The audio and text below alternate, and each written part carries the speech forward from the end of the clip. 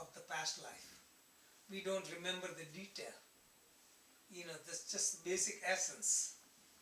So like, for example, basic essence is you put your finger in the candle flame, you got burnt. You put on the stove, you got burnt. So you don't remember when you got burnt, but basic essence is put the finger in the fire and it burns. So that is essence. Same way, from this life, we learn different essence, spiritual essence.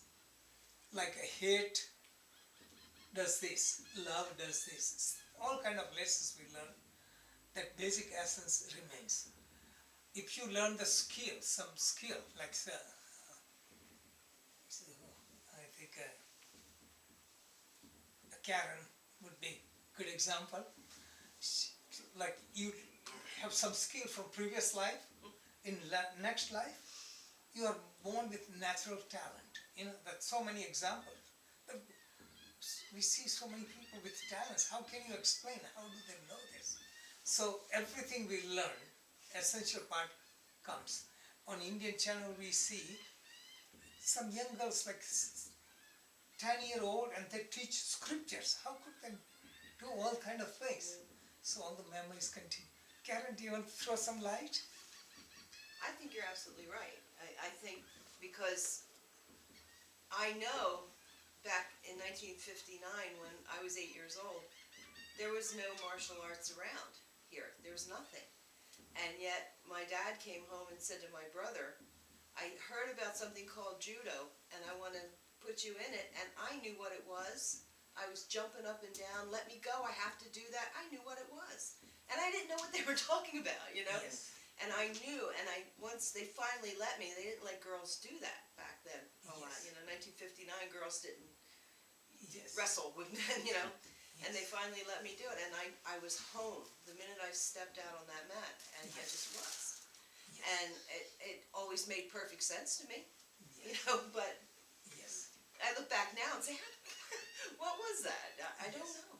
So this continues. So earlier I explained from this book 4 attainments in life: dharma, artha, kama and moksha. Artha means wealth and kama means pleasures. So all the things are left behind. What survives is dharma and moksha. Moral living and some spiritual virtues we have earned, that stays with you. Yama and niyamas. And again, talking about yama and niyamas, same like dharma. Remember I talked about dharma or dhamma? Yama niyama is dharma, moral code that keeps you in rhythm with nature. So dharma, moral living, and moksha, desire for liberation, those two survive.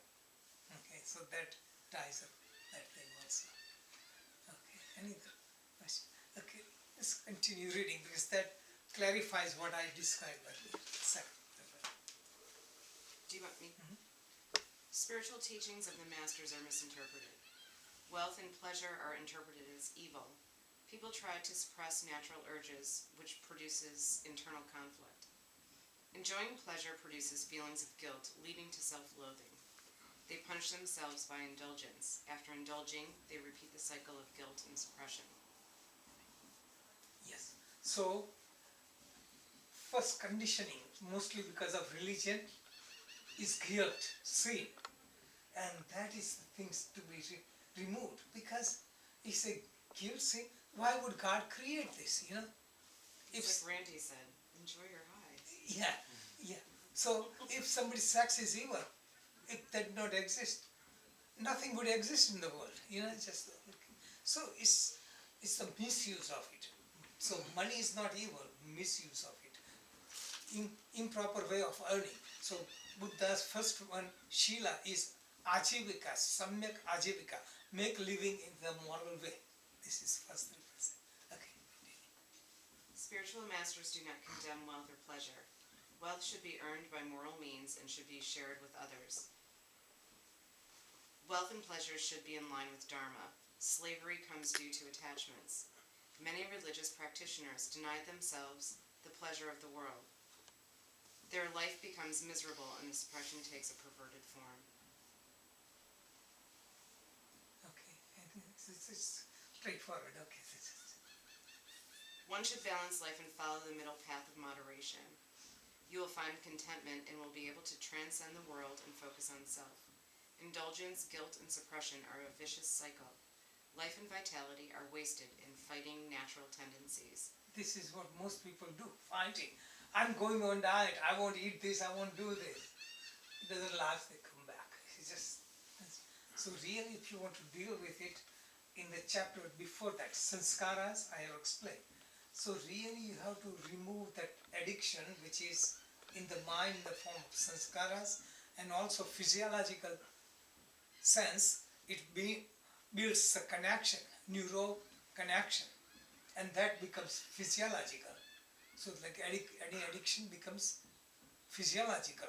So that you have to remove because of sanskaras, we have to reprogram ourselves. So anything we have programmed, we can reprogram or deprogram it.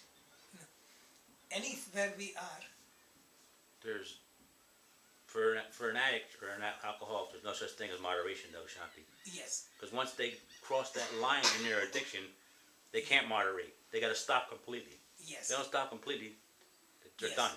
yes. So there are different situations. So for practical purpose, you are right. For so many things, there is certain limit. But in deeper meditation, people can do it. You can wipe out those sanskaras.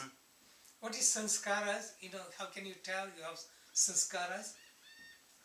If you're a smoker, you know, and you abstain from it for a long time, and someday you smell something and your desire comes up, or you have a dream and it comes back, that is sanskara. Same way with alcoholism, that is sanskara. Yeah.